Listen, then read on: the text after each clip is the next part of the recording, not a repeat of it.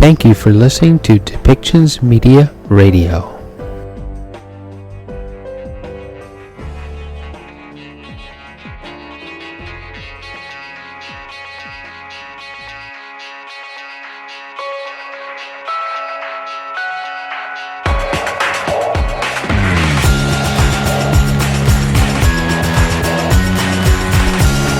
Welcome to Policy and Rights, the show about government policy and human rights.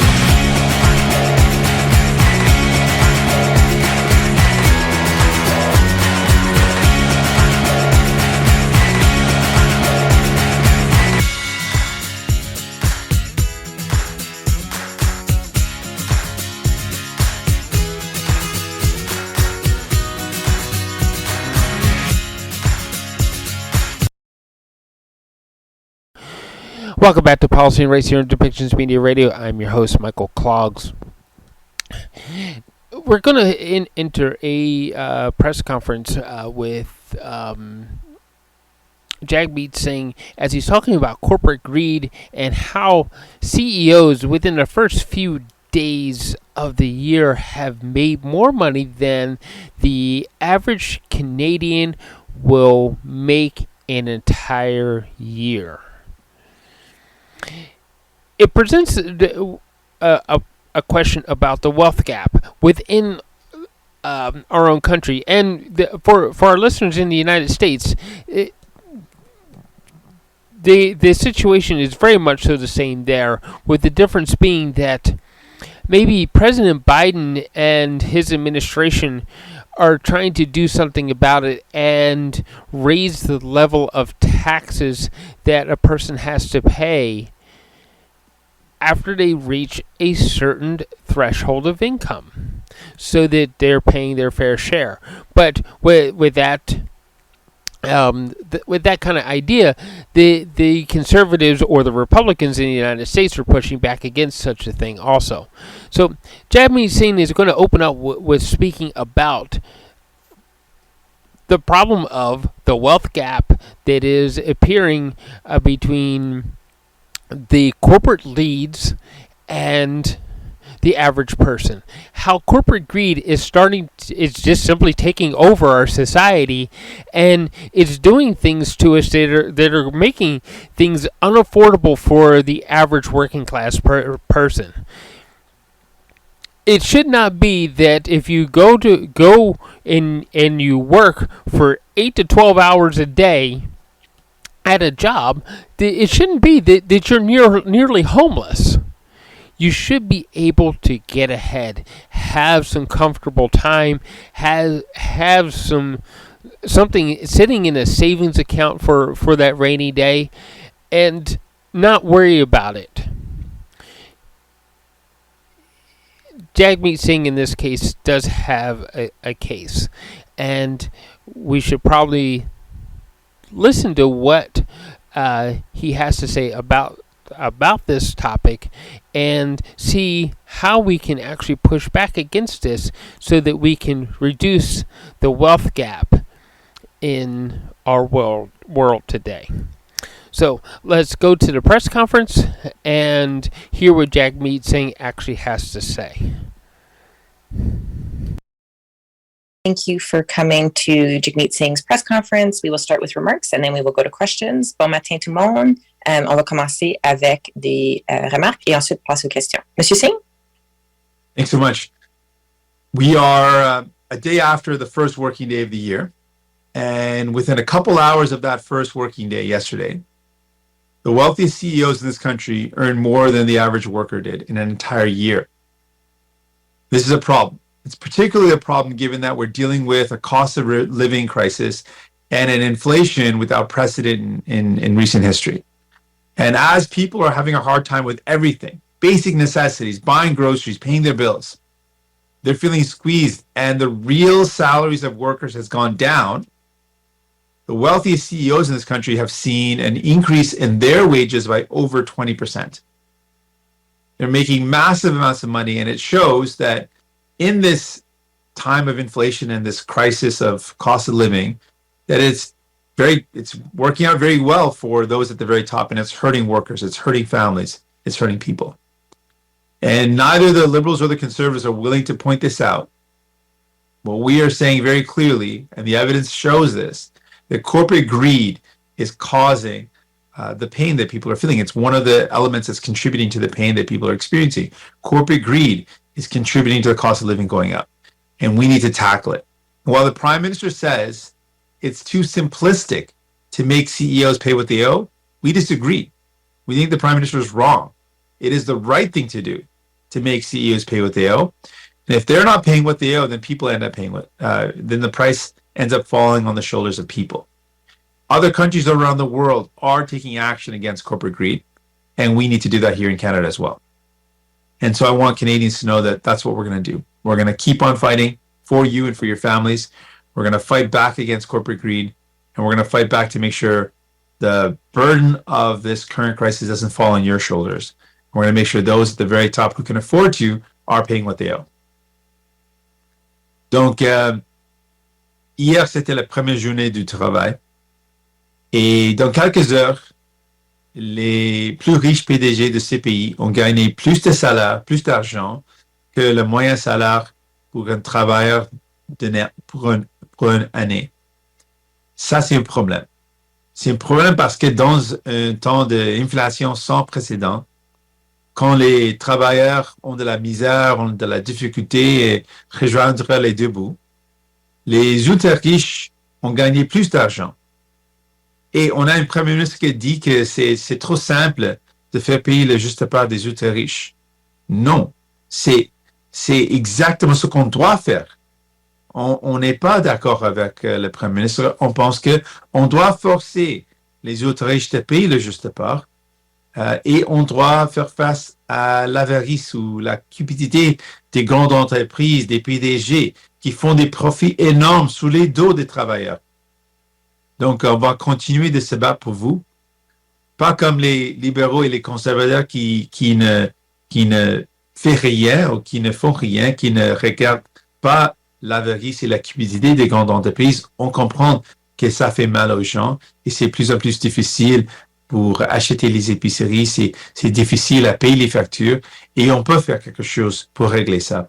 Et je veux vous assurer que je vais continuer de me battre pour vous et vos familles et on va s'assurer que la pression ne tombe pas sur les épaules des travailleurs, qu'on force les ultra riches de payer le juste part pour aider les familles.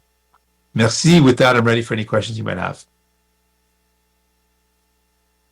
So we will go to questions. Reminder to use the raised hand function. We will take one question and one follow-up. On va passer aux questions. S'il vous plaît, utilisez la fonction lever la main. On va faire une question et un suivi. First question, we have Mackenzie Gray from Global News. Hello, Mr. Singh. Happy New Year. I have some COVID questions for you. I asked you last week about the Canadian government potentially bringing in testing requirements for people coming from China. Your answer was that we should listen to the experts and take their approach. We've heard from the experts now that the government's brought this in, saying that it's basically useless and we shouldn't do it. So now that they brought it in, what do you think? Was this the right thing to do?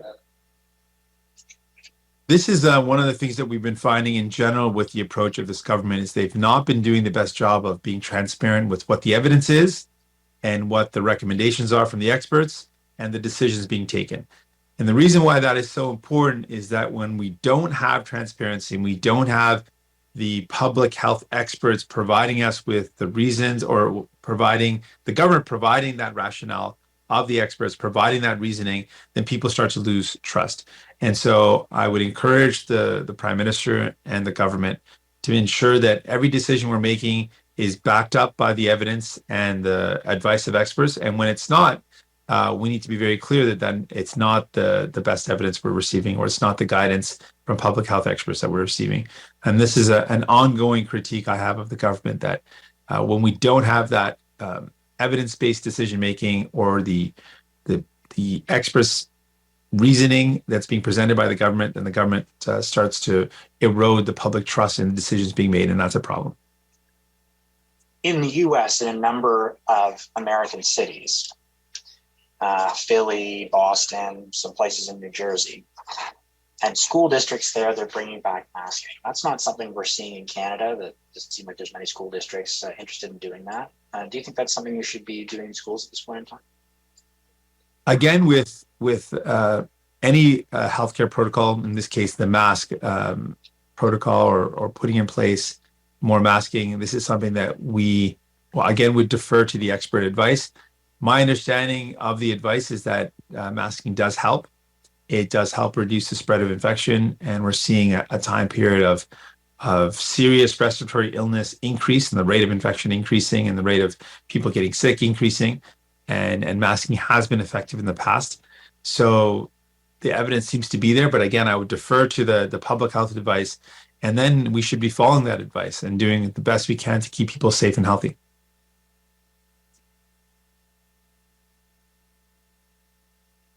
Next question will be Jeff Levine from iPolitics. Good morning, Mr. Singh. Happy New Year and happy belated birthday. And thank you very much. I wanted to get your thoughts on the news that Twitter plans to lift political advertising. And I just wanted to get your thoughts on, like, what do you think this might mean for Canada's elections, especially all this conversation we're having about foreign interference? Sorry, lifting the... political advertising. Lifting it as... Lifting the ban on political advertising, pardon me. Right.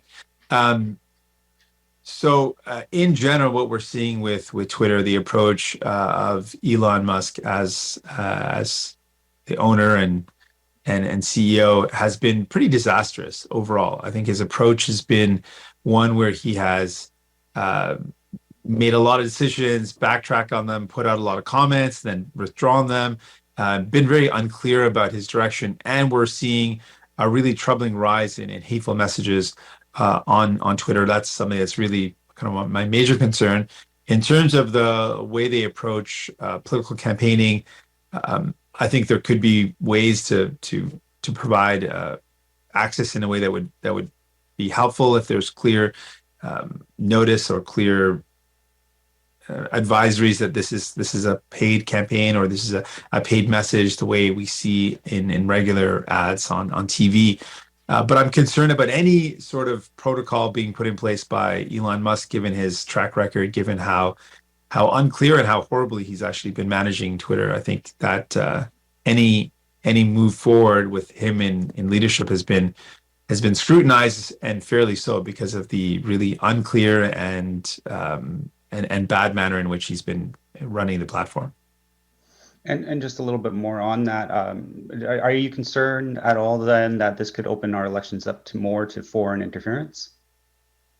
The concern about foreign interference, I have to say, has been a legitimate concern, and more evidence has shown that there's a number of layers of foreign interference that have happened, or that have actions have taken place that are deeply troubling, and we need to take that very seriously.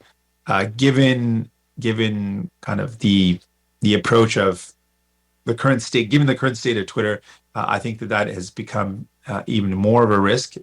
Certainly, given that the approach that Elon Musk has taken has meant that a lot of workers have left, a lot of people that managed Twitter and managed or tried to manage some of the misinformation or the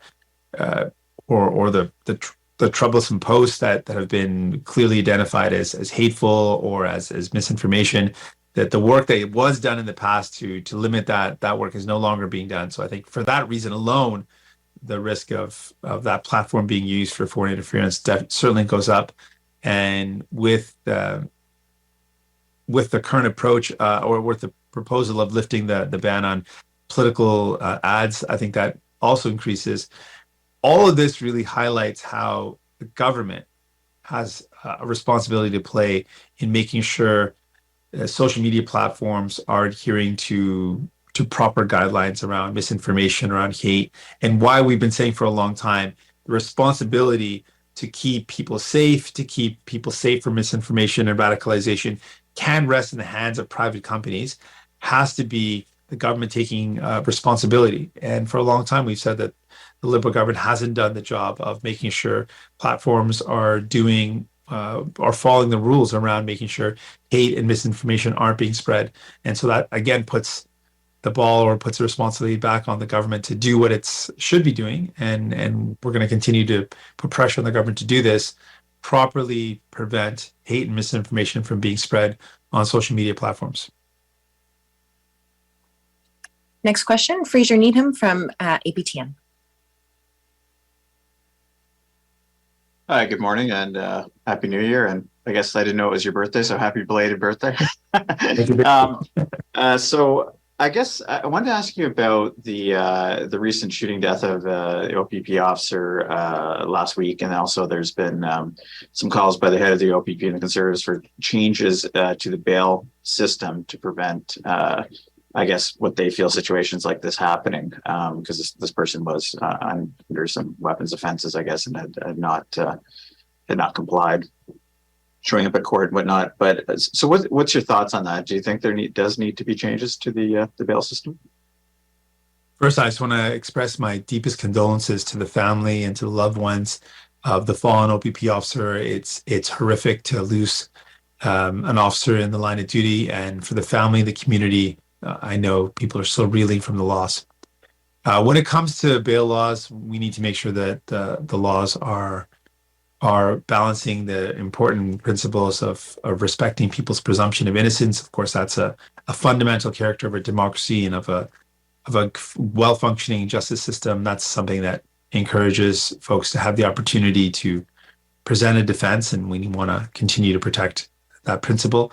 We also need to make sure that we're balancing that with the real risk to society that is posed by certain and particular individuals, and that's an ongoing challenge to make sure it's done in the right way, and that's something that I think constantly needs to be looked at.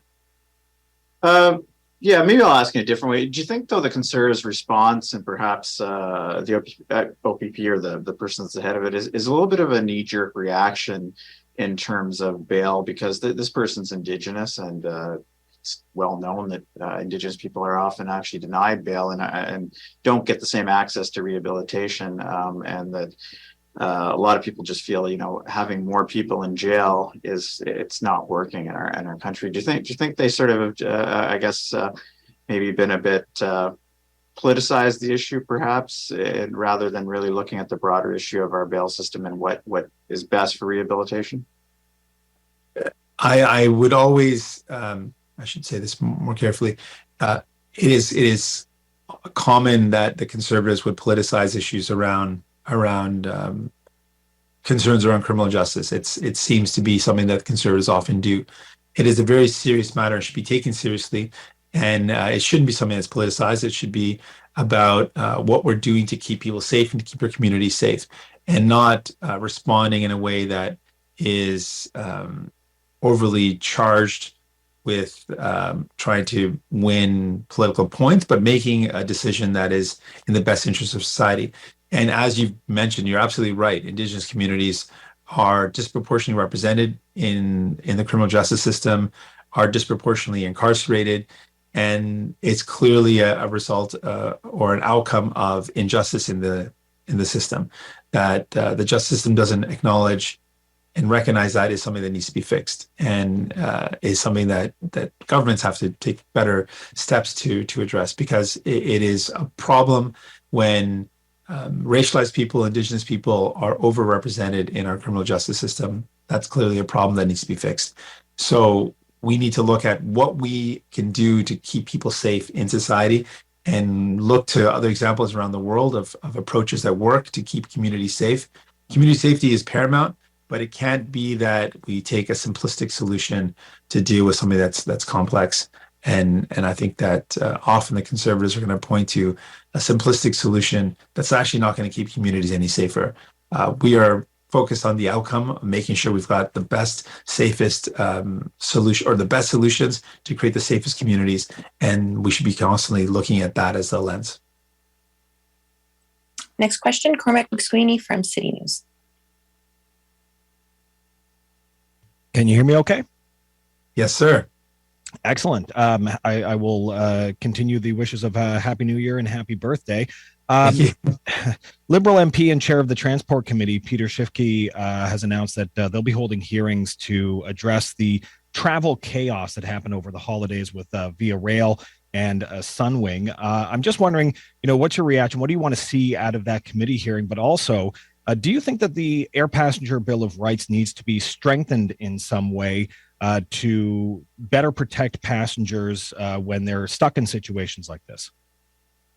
I'll start with the second part of the question. Yes, it's clear that the Passenger Bill of Rights is not strong enough, that the government didn't do the work necessary to make sure there's enough teeth or enough repercussions or strength in that bill so that passengers actually get protection. It's clear that that's not been the case, and we're seeing the outcome of that a lot of people are stranded. So that's a big problem. With the committee, yeah, I think the committee can do some important work, but that doesn't eschew the Minister of Transportation from his responsibility or the government from their responsibility. The committee does important work, and that's an opportunity for oversight or for accountability, to bring forward witnesses, to hear from those companies involved, and to hear from the decision makers around why this happened, how it can be prevented. But the Minister of Transport and the Liberal government have the power to actually make decisions right now, to do things right now to protect workers or to protect, passengers. And they aren't doing the work necessary. It could be strengthening the Bill of Rights. It could also be a lot of these companies, the airline companies in particular, receive lots of public money, and they should be held to account for the treatment of passengers, given the fact they receive so much public money. So there's a lot that the government can do. And what passengers went through, whether it's Sunwing, whether it's VIA, whether it's just passengers in general over the holiday season, there was a lot of difficulty that people went through, and there's not enough protections in place for those passengers, and that has to change. And just as a follow-up, then, we do have this Air Passenger Bill of Rights. Do you think we need to strengthen protections as well for people traveling in other modes of federal transportation, such as rail transportation, especially when we're looking at a time when we could be expanding rail transportation in Canada? Yes, I think that's very reasonable. I think Canadians should expect to have protections, have rights when they travel in our country, whether it's by plane or train. And I think that's a very reasonable consideration and something I would absolutely support. And I think that the natural extension of a Bill of Rights for air passengers would be to extend that to other modes of transportation, and certainly something we should be doing. Next question, Mickey Jerk from the Canadian Press. Hey, yeah, it's kind of just a follow-up question to what you were just asked. But so do you think that the CEO of Sunwing and Via Rail should be at committee? And do you think that should be extended maybe to Air Canada? As you mentioned, there was a bailout and they have canceled some of their routes across Canada as well. Certainly, the committee should be able to hear from those representatives of the airlines and of the train service. That's something that the committee should do, absolutely. But I again want to reiterate that the committee can do its work and should do its work, and I think that's a good step. But that doesn't remove the responsibility of the Liberal government in general to take steps beyond just a committee and oversight and accountability. But the Minister of Transportation and the Liberal government have a job and have a role to ensuring that passengers are safe and have significant powers to actually make that happen. And they should be taking steps to make sure that this doesn't happen in the future. And they should be taking steps to find out why it did happen. Thanks. And then how do you see this be resolved then? And do you think that Transport Canada needs to maybe loosen the rules so that maybe more airlines can operate domestically in Canada if our current airlines can't meet the task? Many people have raised for a long time the fact that there's not enough competition and there aren't enough airlines. And I know this is something that plays out for people in the North, particularly, who saw reduced competition, see their prices for travel increase dramatically. So more domestic options for travel is absolutely something I would support. And finding ways that we can make it easier for domestic competition is something, again, New Democrats would support. We need to make sure that people have access to being able to get around the country and that it is affordable. And right now, for many people, it is not at all. And it's something that we need to look at and find solutions for.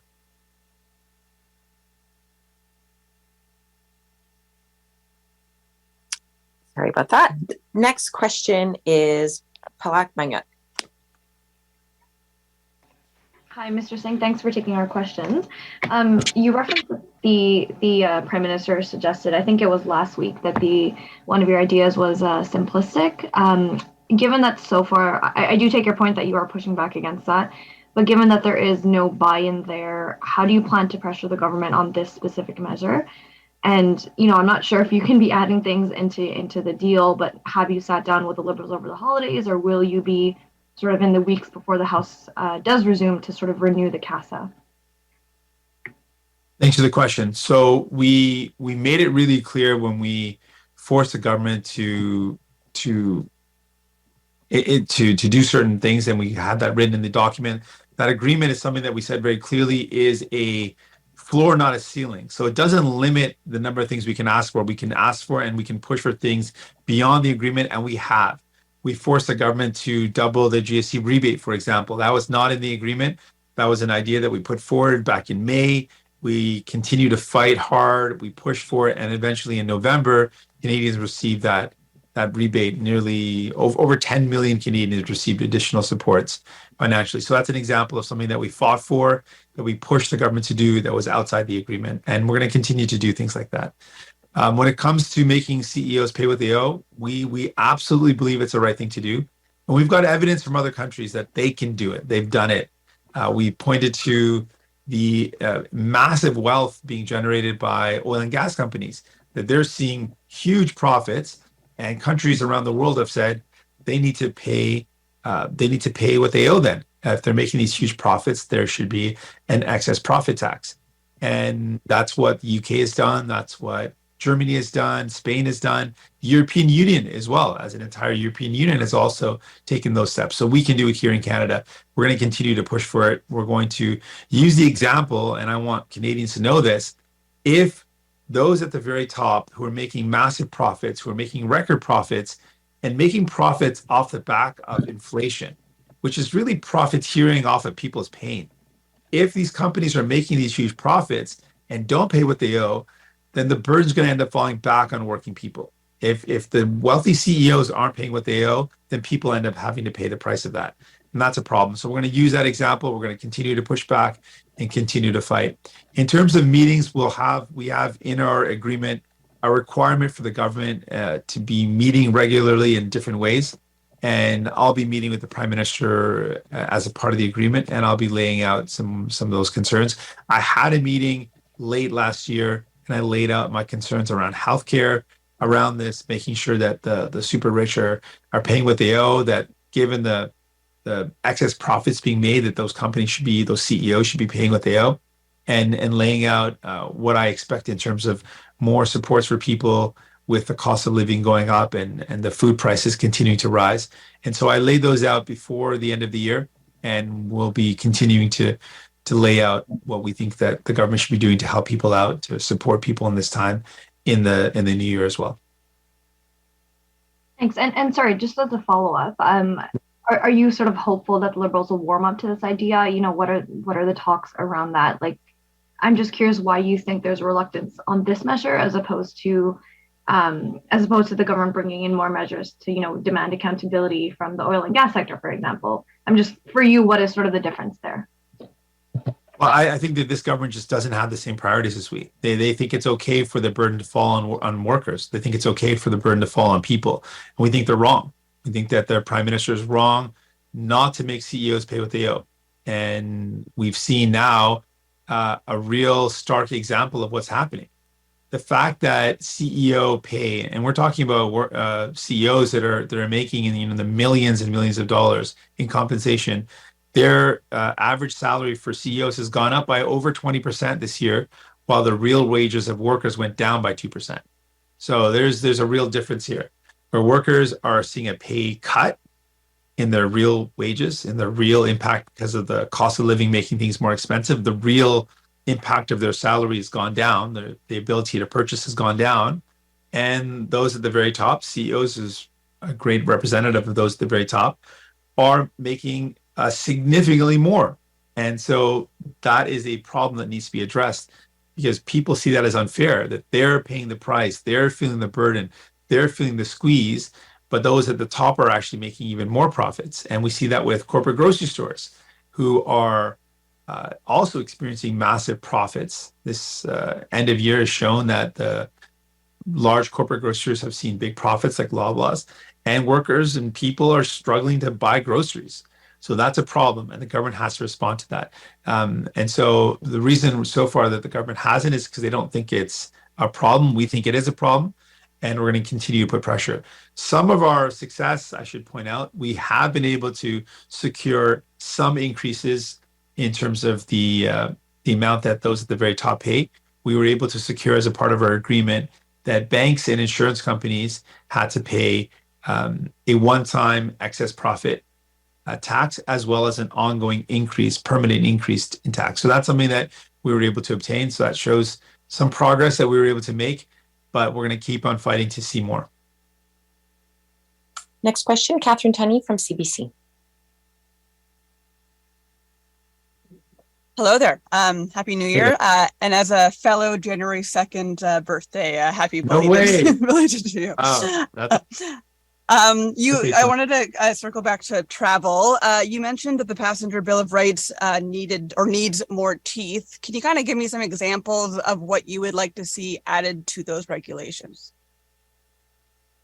I think on a broad stroke, the problem is that there is not enough of a repercussion for passengers that see their flights canceled, that don't get to, that they don't have, there's not enough of a remedy for airlines to not just say, you know what, we're just going to cancel the flight and whatever happens, happens. That's a problem. There has to be a significant ramification so that airlines don't do it.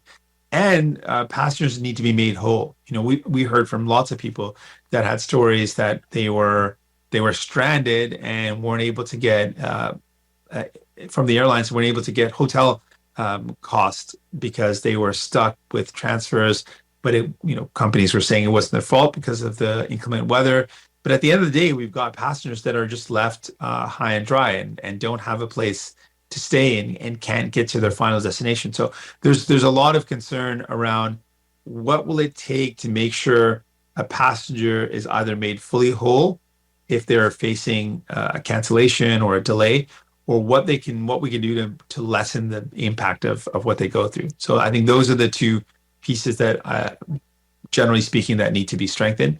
And the specific thing is there needs to be enough of the Bill of Rights has to provide enough protection that it really changes the way airlines are operating, so that people aren't faced with what they saw with Sunwing and some of the really troubling stories that we saw over the holiday period in terms of travel. So those are the things that I want to see happen in terms of how we strengthen the bill to protect workers. And this is something that the government has known for a long time. And when they put the Bill of Rights forward for passengers, these are problems that were raised and they have not fixed it. Just as a follow, I guess, have you or will you, have conversations with the government about making legislative changes to that bill? Yes, we will.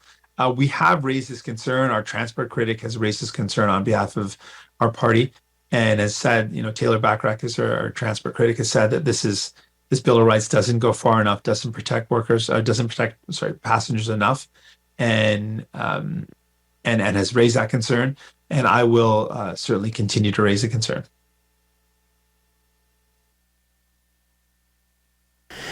Okay, so we heard what Jagmeet has to say and how he thinks that we need to make the ultra-rich of Canada and ultimately of North America pay their fair share.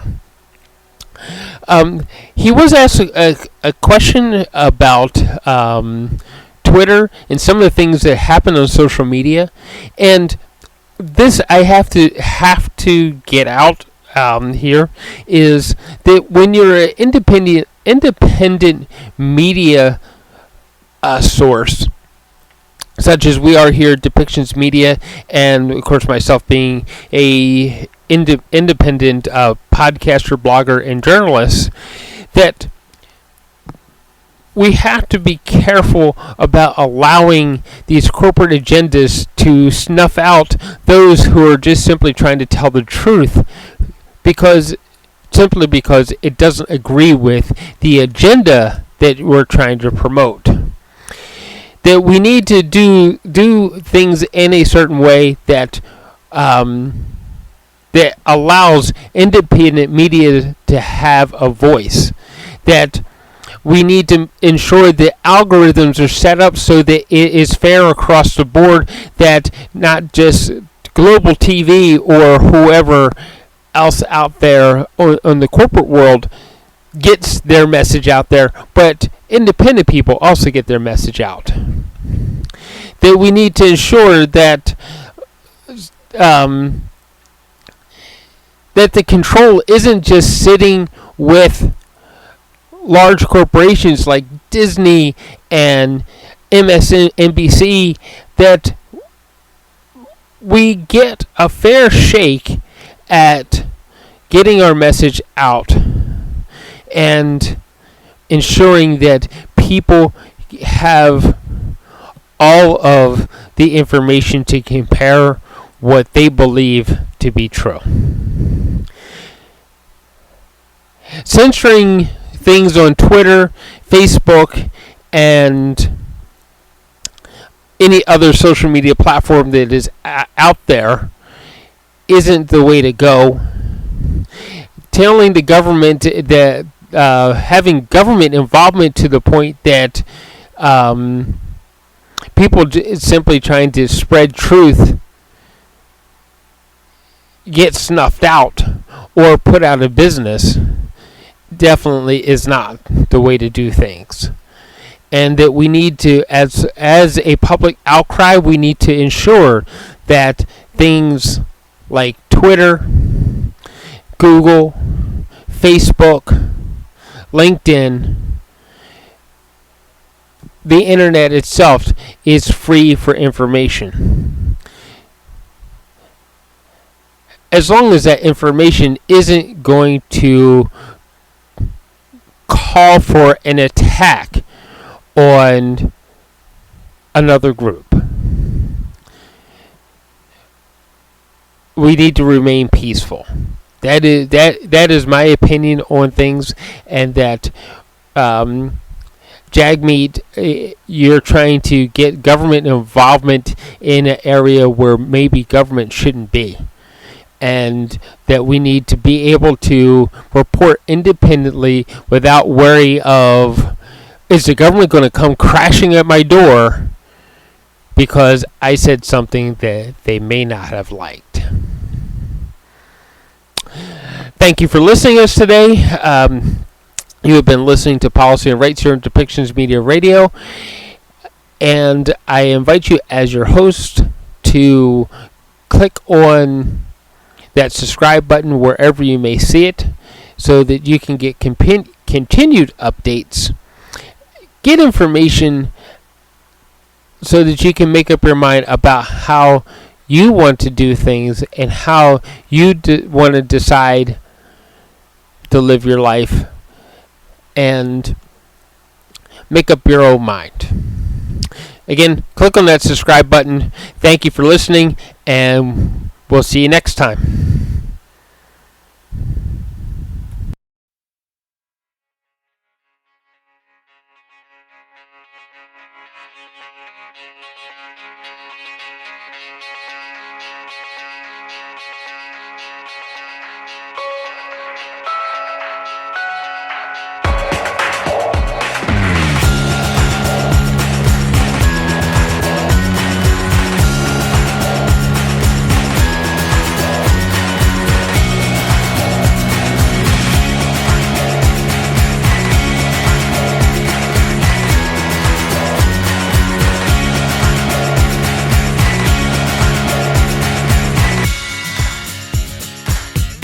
This show has been produced by Depictions Media. Please contact us at depictions.media for more information.